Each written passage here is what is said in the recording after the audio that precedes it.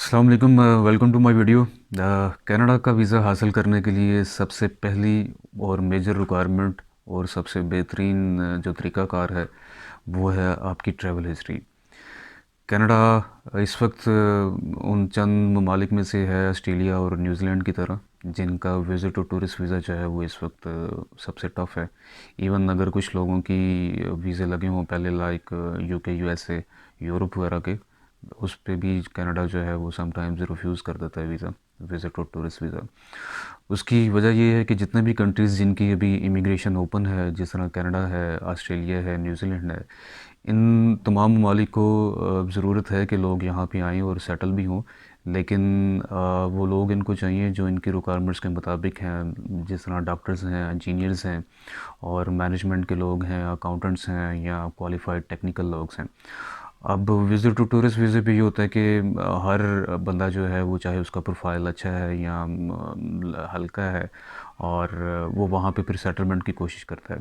उनको पॉपुलेशन वहाँ पे डेवलप करनी है स्टिल, और काफ़ी सालों से उनकी इमिग्रेशन इन तीनों कंट्रीज़ की ओपन है, कनाडा समेत। तो और इसके जो कनाडा के असाइलम के जो रूल्स एंड रेगुलेशंस हैं वो भी काफ़ी अच्छे हैं और सॉफ्ट हैं। तो कनाडा का इसी वजह से जो इसका विज़िट टू टूरिस्ट वीज़ा है वो काफ़ी टफ़ है। और इसके लिए बाय लक नामुमकिन नहीं है बगैर ट्रैवल हिस्ट्री के, लेकिन चांसेस बहुत कम है इसके। और वो लोग, एज़ पर माय एक्सपीरियंस, वो लोग डेफिनेटली लकी होते हैं जो विदाउट ट्रैवल हिस्ट्री या थोड़ी बहुत ट्रैवल हिस्ट्री और उसकी बेस पे उनके कनाडा के वीज़े लग जाएं, तो वो डेफिनेटली लकी लोग हैं। और उन पे उन्होंने, जो वीज़ा ऑफिसर्स हैं, उन्होंने ट्रस्ट वो करते हैं, पॉसिबिलिटी है। लेकिन आपको अपने ऊपर जो है वो ठीक ठाक मेहनत करनी पड़ेगी, इन्वेस्टमेंट भी करनी पड़ेगी अपनी ट्रैवल हिस्ट्री के लिए, और टाइम भी डेफिनेटली स्पेंड होगा। सबसे पहले तो उसी तरह आपका बैच जो छोटे कंट्रीज़ का है, 5-6 कंट्रीज़ जैसे Dubai, Singapore, Malaysia, Thailand, Sri Lanka है और टर्की वगैरह है, इनकी आप ट्रैवल हिस्ट्री कंप्लीट करें। उसके बाद फिर कोशिश कम से कम ये है कि आपका यूरोप का, यूरोपियन किसी कंट्री का एक आधा वीज़ा आपका लगे और आप ट्रैवल करके वापस भी आएँ। उसके बाद आप बेधड़क होके इसको जो है वो कनाडा को ट्राई कर सकते हैं। और अगर जैसे ये 5-6 कंट्रीज़ हैं, दुबई, सिंगापुर, मलेशिया, थाईलैंड है, इजिप्ट है, टर्की है, इस तरह के जितने भी कंट्रीज़ हैं, अगर इनको एक एक दफ़ा विज़िट कर लेते हैं दैट इज़ फ़ाइन। और अगर इनको फ्रीक्वेंटली भी विज़िट कर रहे हैं तो वो भी आपकी क्रेडिबिलिटी जो है वो बेहतर करेगा। कनाडा का अगर रिफ्यूज़ल लेटर्स आप देखें तो उसमें भी सबसे पहले जो पॉइंट उन्होंने लिखा होता है वो ट्रैवल हिस्ट्री का लिखा होता है। तो इट मींस के उस पे इनका फोकस ज़्यादा होता है, और एक जेन्युइन रीज़न भी है, क्योंकि ट्रैवल हिस्ट्री आपकी बता रही होती है कि आप वाकई जेन्युइन विजिटर और टूरिस्ट हैं, और कितना आपके पास टाइम भी है और आपके पास रिसोर्सेज भी हैं, पैसे भी हैं, आप घूम फिर भी रहे हैं और डेफिनेटली वहाँ पे पैसे भी खर्च कर रहे हैं, शॉपिंग वगैरह या जो भी आप होटलिंग वगैरह करते हैं और आउटडोर जो भी आप विज़िट्स करते हैं।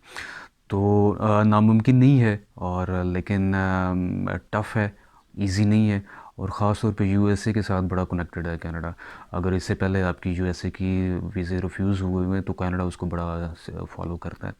और अगर आपका यूएसए का रिकॉर्ड क्लियर है और यूएसए आपको ख़ास तौर पे वीज़ा दे देता है, तो कनाडा फिर आप पे ईज़िली जो है ना वो ट्रस्ट कर लेता है और आपको वीज़ा दे सकता है। इसके लिए कोशिश करें, थोड़ा अपनी अफोर्डेबिलिटी बनाएं, बजट बनाएं, इसको पासपोर्ट अपना बेहतर करें, अपनी ट्रैवल हिस्ट्री जो है ना जितनी आप कर सकते हैं उसने उतना ही आपको फ़ायदा देना है। और फिर वहाँ पे सेटलमेंट की अपॉर्चुनिटीज़ हैं लीगली, वर्क परमिट्स वगैरह भी मिल सकते हैं आपको वहाँ पे।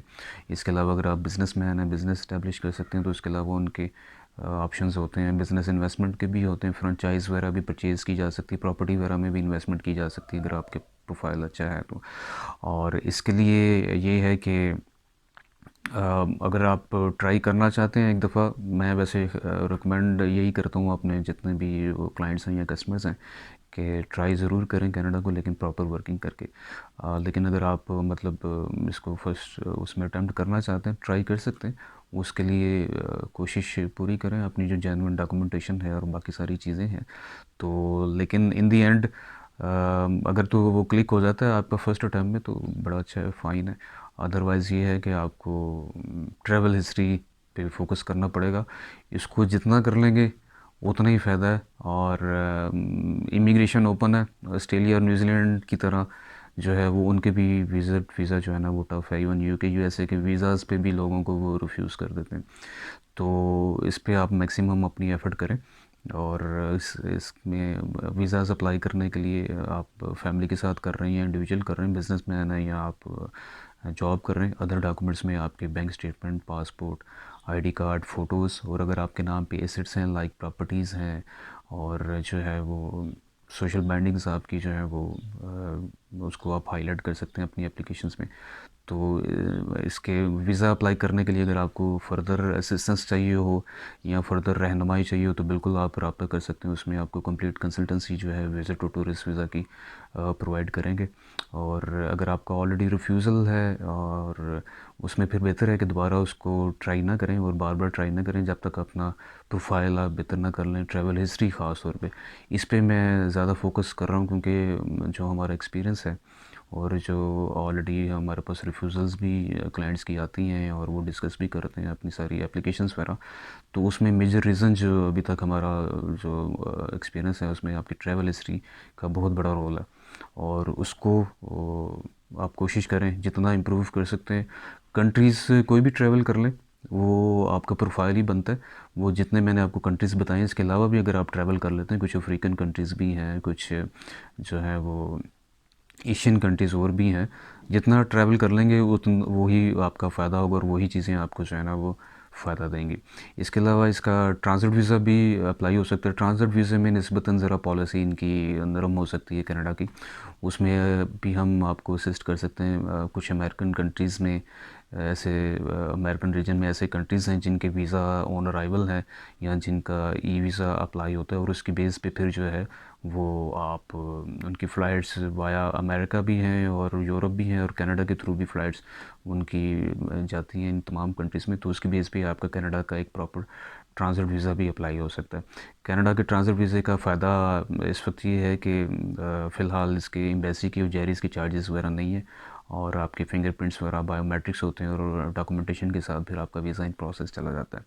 बाकी जो विज़िट टू टूरिस्ट वीज़ा उसके लिए फिर आपकी प्रॉपर डॉक्यूमेंट्स चाहिए होते हैं जिसमें bank statement, passport, ID card, photos, और अगर जॉब या बिज़नेस है तो उसका प्रूफ आपको जो है वो प्रोवाइड करना पड़ता है।